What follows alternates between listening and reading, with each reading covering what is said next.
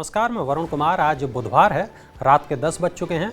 आप देख रहे हैं अपना पसंदीदा कार्यक्रम मनी टाइम, जहां हम बताएंगे वो सभी बड़ी खबरें जो डालती हैं आपकी जेब, आपकी ज़िंदगी पर असर। पहली खबर सुनकर आप खुश हो जाएंगे, क्योंकि कार स्कूटर हो सकते हैं सस्ते, 2 से 3% घटेगी ऑनरशिप कॉस्ट। स्टील और प्लास्टिक जैसे कच्चे माल के आयात पर हाल ही में इंपोर्ट ड्यूटी घटाने के सरकार के फैसले से देश में स्टील और प्लास्टिक की कीमतों में 10% तक कमी आएगी। इससे ऑटो कंपनियों की निर्माण लागत भी घटेगी। इस घटी लागत का फायदा कंपनियां अपने ग्राहकों को भी दे सकती हैं। ब्रोकरेज फर्म नोमुरा का कहना है कि पेट्रोल और डीजल पर हाल ही में कम हुई एक्साइज ड्यूटी से ऑटोमोबाइल्स के ऑनरशिप कॉस्ट में 2 से 3% की कमी आएगी। नोमुरा ने यह भी कहा कि महंगाई रोकने के लिए सरकार के हाल ही में उठाए गए कदमों से ऑटो कंपनियों को फायदा होगा और उनके शेयरों में उछाल भी देखने को मिल सकता है। महंगाई की मार कर रही है सरकार के सभी प्रयासों को बेकार। कैसे, आइए जानते हैं। सरकार के तमाम प्रयासों के बावजूद महंगाई थमने का नाम नहीं ले रही है। एक तरफ जहां एलपीजी सिलेंडर के दाम 1000 रुपये के पार निकल गए हैं, वहीं अब हरी सब्जियों के दाम आसमान पर पहुंचने से आम आदमी का जीना मुहाल हो गया है। बम्बई, पुणे और गोवा समेत देश के कई शहरों में इन दिनों टमाटर का भाव 100 रुपये प्रति किलो के पार पहुंच गया है। टमाटर और सब्जियों के दाम बढ़ने से लोगों का मंथली बजट बिगड़ गया है। अन्य राज्यों में भी हरी सब्जियां 40 से 50% तक महंगी हो गई हैं। कहा जा रहा है कि सप्लाई में कमी और अनप्रिडिक्टेबल मौसम के चलते देश भर में टमाटर और सब्जियों की कीमतें बहुत ज़्यादा बढ़ रही हैं। और आप 100 रुपये से शुरू कर सकते हैं गोल्ड में निवेश। फोन पे ने लॉन्च किया गोल्ड SIP। फोन पे ने एक सिस्टमैटिक इन्वेस्टमेंट प्लान लॉन्च किया है। इसके तहत यूजर्स हर महीना एक निश्चित धनराशि 24 कैरेट प्योरिटी वाले गोल्ड में निवेश कर सकते हैं। इस सोने को फोन पे के पार्टनर्स MMTC, PAMP और सेफ गोल्ड के रखरखाव वाले इंश्योर्ड बैंक ग्रेड लॉकर्स में जमा किया जाएगा। फोन पे पर गोल्ड SIP शुरू करने का फायदा इसमें मिल रही UPI की सुविधा है। यूजर को केवल गोल्ड प्रोवाइडर सेलेक्ट करना है, मंथली इन्वेस्टमेंट की जाने वाली राशि का उल्लेख करना है और UPI पिन के साथ इसकी पुष्टि करनी है। गोल्ड SIP शुरू करना एक बार की झंझट मुक्त प्रक्रिया है और इसके बाद सभी निवेश ऑटोमेटिक होंगे। आप जब चाहें इस सोने को बेच सकते हैं और सीधे अपने बैंक खाते में इसका पैसा ले सकते हैं। गोल्ड SIP के जरिए यूजर्स न्यूनतम 100 रुपये महीने के साथ 24 कैरेट गोल्ड में निवेश शुरू कर सकते हैं। जल्द ही आप अपनी बीमा कंपनी से खरीद पाएंगे हेल्थ इंश्योरेंस। IRDAI कर रहा है इस पर विचार। Insurance regulator IRDAI life insurance कंपनियों को देश में हेल्थ इंश्योरेंस बेचने की अनुमति देने पर विचार कर रहा है। ऐसी खबरें हैं कि इस तरह की मंजूरी मिलने के बाद लाइफ इंश्योरेंस कंपनियां विभिन्न लाइफ इंश्योरेंस पॉलिसी के साथ हेल्थ इंश्योरेंस को क्लब कर नए तरह के प्लान भी पेश कर सकती हैं।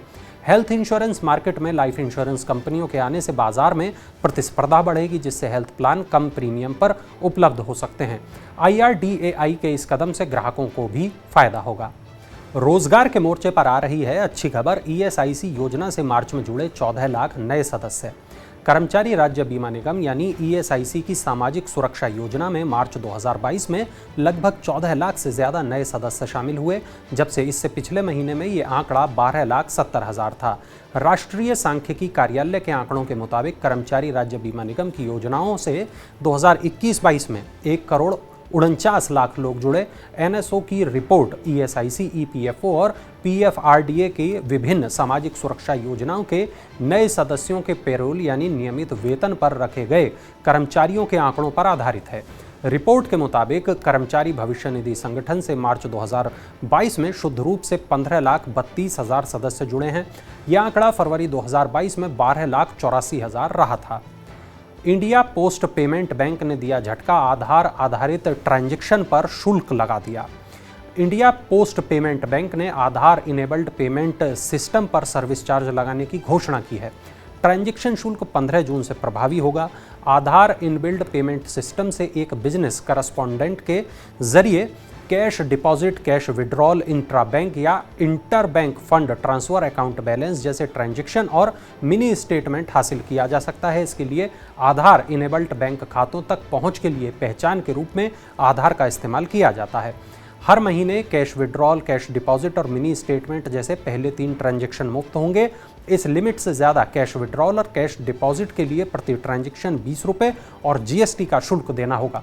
मिनी स्टेटमेंट के लिए प्रति ट्रांजैक्शन 5 रुपये और जीएसटी देना होगा। हर महीने छोटी बचत करने वालों को होगा अब ज़्यादा फायदा, आरडी पर अब ज़्यादा ब्याज मिलेगा। एचडीएफसी बैंक ने आरडी पर इंटरेस्ट रेट बढ़ाने की घोषणा की है। बैंक ने 27 से लेकर 120 महीने की आरडी पर ब्याज दरों में इजाफा किया है। 6 माह वाली आरडी पर बैंक 3.5% ब्याज देना जारी रखेगा। इसी प्रकार 9 माह की आरडी पर 4.40% और 12 महीने से लेकर 24 महीने की आरडी पर 5.10% ब्याज मिलेगा। 27 से 36 माह की आरडी पर बैंक पहले 5.20% की दर से ब्याज दे रहा था, लेकिन अब इस पर 5.40% ब्याज मिलेगा। 39 से 60 माह तक की आरडी पर अब 5.60% ब्याज मिलेगा, जो पहले 5.45% था। इसी प्रकार 90 से 120 महीने वाली आरडी पर पहले के 5.60% की बजाय 5.75% ब्याज दिया जाएगा। अब आपके लिए एक और अच्छी खबर है। सरकार के इस कदम से त्योहारों में नहीं बढ़ेंगे चीनी के दाम। खाद्य सचिव सुधांशु पांडे ने इस साल चीनी निर्यात को 1 करोड़ टन तक सीमित रखने के निर्णय को ठीक ठहराया है। उन्होंने कहा कि सरकार ने अक्टूबर-नवंबर के त्योहारी सीजन के दौरान चीनी की पर्याप्त उपलब्धता सुनिश्चित करने और कीमतों में स्थिरता बनाए रखने के लिए ये कदम उठाया है। उन्होंने कहा कि चीनी निर्यात पर अंकुश लगाने का निर्णय इसकी वैश्विक कमी के बीच खुदरा कीमतों में किसी भी तरह की असामान्य वृद्धि को रोकने के लिए लिया गया है।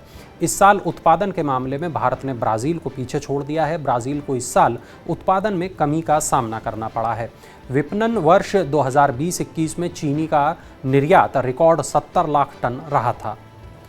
प्राथमिक सहकारी बैंकों को अनुमति मिली है मकान की मरम्मत के लिए वो कर्ज दे सकेंगे। कितना कर्ज दे सकेंगे, चलिए जान लेते हैं। भारतीय रिजर्व बैंक ने प्राथमिक सहकारी बैंकों को महानगरों में मकानों की मरम्मत या उसमें बदलाव के लिए ग्राहकों को 10 लाख रुपए तक का कर्ज देने की मंजूरी दी है। इससे पहले ऐसे बैंकों के लिए मकान मरम्मत या उसमें बदलाव को लेकर कर्ज सीमा में संशोधन सितंबर 2013 में किया गया था। इसके तहत वे ग्रामीण और छोटे कस्बों में 2 लाख रुपए तथा शहरी क्षेत्रों में 5 लाख रुपए तक का कर्ज दे सकते थे। आरबीआई ने प्राथमिक शहरी सहकारी बैंकों के लिए जारी परिपत्र में कहा कि ऐसे कर्ज की सीमा बढ़ाकर 10 लाख रुपए कर दी गई है। 10 लाख रुपए की सीमा उन शहरों और केंद्रों में है जहां आबादी 10 लाख या उससे ज़्यादा है। अन्य केंद्रों के लिए ये सीमा 6 लाख रुपए होगी। घर महंगे हो गए हैं। जनवरी और मार्च के दौरान बढ़ गए हैं घरों के दाम। कितने बढ़े हैं, चलिए मैं बताता हूं आपको। इस साल जनवरी मार्च के दौरान सभी 8 प्रमुख शहरों में घरों की कीमतों में 11% का उछाल दर्ज किया गया। क्रेडाई और कोलियर्स की रिपोर्ट में कहा गया कि कंस्ट्रक्शन मटेरियल की कॉस्ट बढ़ने से घरों के दाम बढ़े हैं।